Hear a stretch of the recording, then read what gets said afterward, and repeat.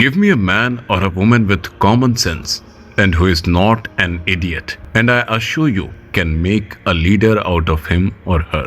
यह कथन है फील्ड मार्शल सैम होर्मुसजी फ्रांसजी जमशेदजी मानेकशॉ का। ये भारत माता के वो साहसी पुत्र हैं जिन्हें सैम बहादुर के नाम से भी जाना जाता है। इनका जन्म 14 अप्रैल वर्ष 1914 में हुआ था। इनके माता पिता का नाम होर्मिड्स और हिल्ला मानेकशॉ था। उनके पिता होर्मिड्स मानेकशॉ एक डॉक्टर थे और शहर में एक सफल क्लिनिक और फार्मेसी चलाते थे। मानेकशॉ ने अपनी प्राथमिक स्कूली शिक्षा पंजाब में पूरी की और फिर नैनीताल के शेरवुड कॉलेज चले गए। 1931 में उन्होंने सीनियर कैम्ब्रिज विशेष योग्यता के साथ उत्तीर्ण की। बचपन में ही सैम बहादुर ने अपने पिता से लंदन में चिकित्सा का अध्ययन करने और डॉक्टर बनने की इच्छा व्यक्त की, परंतु उनके पिता ने प्रारंभ में ही इस विचार का विरोध किया। इसके बाद अपने पिता की आपत्तियों के पश्चात भी सैम ने लोक सेवा आयोग द्वारा आयोजित दिल्ली प्रवेश परीक्षा दी और उत्तीर्ण की। वर्ष 1932 में मानेकशॉ भारतीय सैन्य अकादमी देहरादून के प्रथम प्रवेश में शामिल हुए। मानेकशॉ को कैंडिडेटों के पहले बैच के हिस्से के रूप में चुना गया था, जिसका नाम द पायनियर्स था।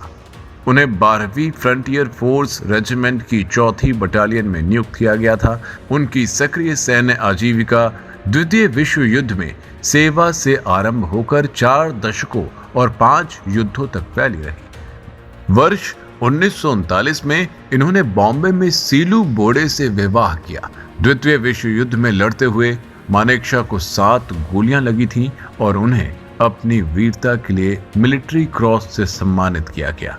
वर्ष 1947 में भारत के विभाजन के पश्चात उन्हें 8वीं गोरखा राइफल्स में फिर से नियुक्त किया गया था। 1947 के भारत पाकिस्तान युद्ध और हैदराबाद संकट के दौरान मानेकशॉ को योजना बनाने की भूमिका सौंपी गई थी। सैन्य संचालन निदेशालय में सेवा के दौरान उन्हें ब्रिगेडियर के पद पर पदोन्नत किया गया था। सैम बहादुर वर्ष 1952 में 167 इन्फेंट्री ब्रिगेड के कमांडर बने और 1954 तक इस पद पर रहे। जब उन्होंने सेना मुख्यालय में सैन्य प्रशिक्षण के निदेशक का पदभार संभाला, इंपीरियल डिफेंस कॉलेज में उच्च कमान पाठ्यक्रम पूरा करने के बाद सैम बहादुर जी को 6वें इन्फेंट्री डिवीजन का जनरल ऑफिसर कमांडिंग नियुक्त किया गया। उन्होंने डिफेंस सर्विसेज स्टाफ कॉलेज के कमांडेंट के रूप में भी अपनी सेवाएं प्रदान की। वर्ष 1973 में मानेकशॉ को सेना कमांडर के पद पर पदोन्नत किया गया और उन्होंने पश्चिमी कमान संभाली और वर्ष 1964 में पूर्वी कमान में स्थानांतरित हो गए। मानेकशॉ को 8 जून 1969 को 8वें सेनाध्यक्ष के रूप में नियुक्त किया गया था।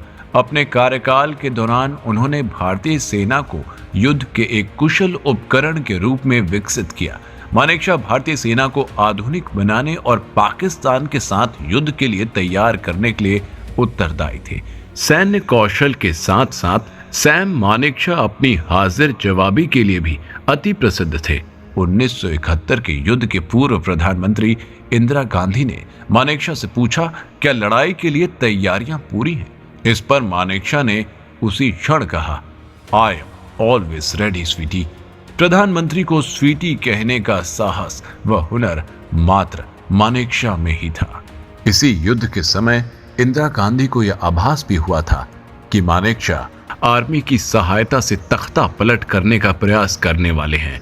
जब यह बात मानेकशॉ को पता चली तब उन्होंने इंदिरा गांधी से कहा कि क्या आपको नहीं लगता कि मैं आपकी जगह पर आने के लायक नहीं हूं?